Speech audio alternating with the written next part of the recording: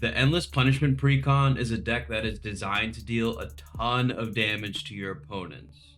And because you watch this video, you'll be able to sit down against anyone and know exactly how to think when playing this Precon so that you can win your games. This is a dummy's guide for the Endless Punishment Precon. Our commander is Valgavoth, Harrower of Souls. He is a flying ward 4/4 creature that reads, whenever an opponent loses life for the first time during each of their turns, put a +1/+1 counter on Valgavoth and draw a card. Knowing how and when to play Valgavoth is going to be key in your ability to win this game, because this card can end games. So what we're going to do today is play test this commander deck, and I'm going to talk my thought process out loud so that all of you know how to think inside your brain while you're playing this commander deck. I just cut this so that you know this is going to be completely random, but what's not going to be completely random is our opening hand. In our opening hand, we have a Cataract Parasite, a Basilisk Collar, Solemn Simulacrum, a Swamp,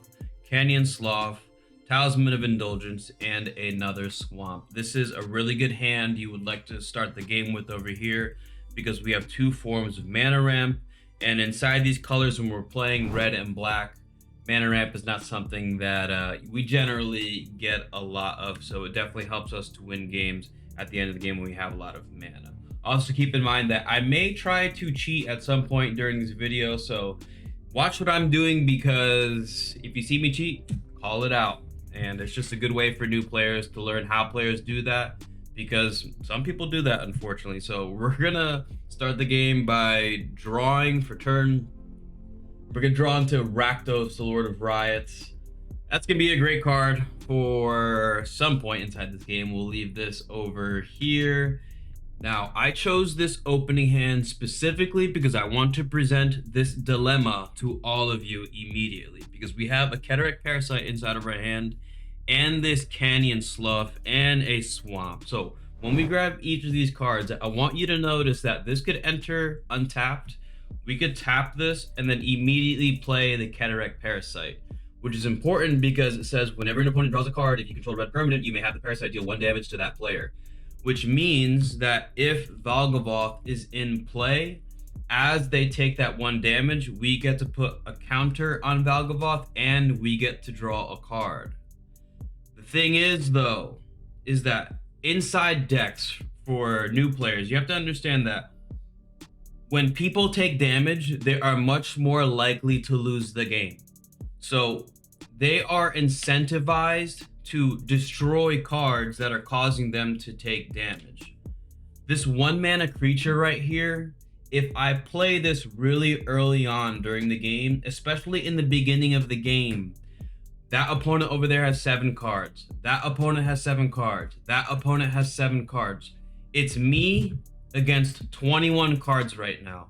And there is a really good chance that out of all of those cards, the 21 cards, that 1 card is going to be able to destroy the Parasite. And because this card deals damage to all 3 of my opponents, one of them is most likely going to use one of those spells to destroy this card. The point of what I'm saying is you have to think carefully about when you play the cards that deal damage so that you can keep them on the board long term. Playing this card early will just incentivize people to remove it immediately.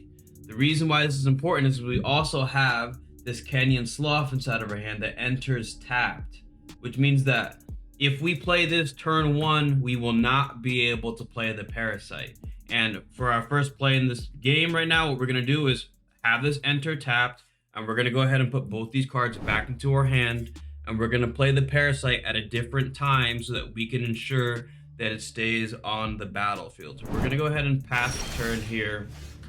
We'll draw into Carder, the Doom Scourge, another 4 mana creature that's gonna be pretty good and can draw some cards. So we'll go ahead and put that into our hand. Looking at our hand here, I think we just get a Swamp into play, and then we can tap 2 mana here to get down the Talisman of Indulgence that we can use to tap to play our Basilisk Collar, which is a card that's going to give our creatures Death Touch and Lifelink. And Lifelink is important because inside this deck, It deals so much damage that sometimes we take damage from the cards that we are using. So it's just a really good way to make sure that we recoup on the damage that we take. So go ahead and pass the turn here.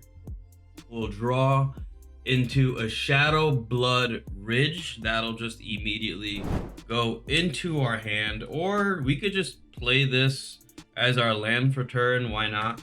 And then what we can do here is tap 4, and with this 4 mana, I want you to notice that I could play Valgavoth right now.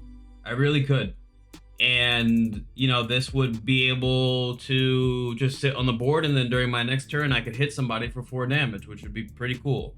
But the thing is that we need to build our board state. So I am not going to play Valgavoth if I don't have a process of dealing damage to my opponents on their turn. And if I don't do that, that means that my opponent are not going to be taking damage, and I'm not going to be drawing cards with Valgavoth.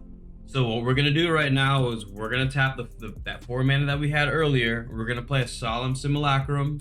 When this enters the battlefield, we got to search our library for a land and put that onto the battlefield tapped.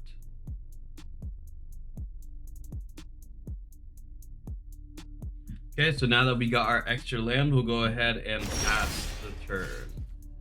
We will draw into a Fear of Burning Alive, which is another card that can deal damage to our opponents in an intense manner. We'll have that enter our hand. Let's grab the swamp. We'll put the swamp into play. And then now I want you to notice we have 1, 2, 3, 4, 5, 6 mana. So what I can do here is that I can play one black. We can get the Parasite into play. Okay, and now I can go 1, 2, 3, 4, and now I can get Valgavoth into play. And now, because we control a red permanent, which is Valgavoth, whenever our opponents draw a card, we're gonna force them to take 1 damage. So in this instance, right, we would pass a turn to our opponents. As this opponent takes their turn, they're going to take a damage because they have to draw a card per turn. Valgavoth will get a +1/+1 counter, and I'm going to draw a card. We draw into a Sign in Blood. The Sign in Blood will enter our hand, and then that person will pass the turn. The next opponent will take the turn. They'll take a damage. We'll put another counter on Valgavoth, and then we will draw another card, which is a Bloodseeker, which is another way for our opponents to take damage during their turn. We'll put that into our hand. They'll pass their turn. Valgavoth get another counter. We will draw another card into a Spinerock Knoll, which is a land. That will enter our hand, and then it will finally be our turn, and we will draw a card per turn, a mountain. That'll enter our hand, and now we immediately have 7 cards in hand, which is ridiculous, guys.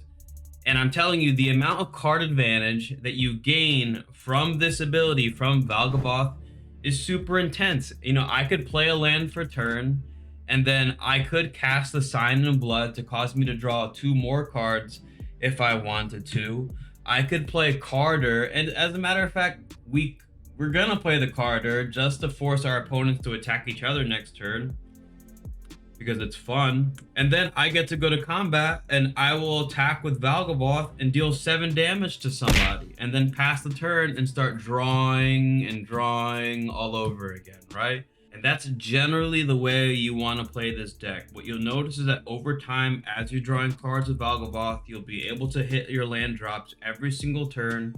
You'll eventually continue to draw into more cards that have the ability to really change the game. Your opponents are going to take damage over time consistently while they're trying to deal with your board state. Taking damage not even just on your turns, you're taking damage on their turns. And these games tend to go by incredibly quickly. Whenever I end these videos, I always say the same thing because I am a life coach. Eat healthy, okay? Work out every single day. And most importantly, you got to remember to believe in yourself.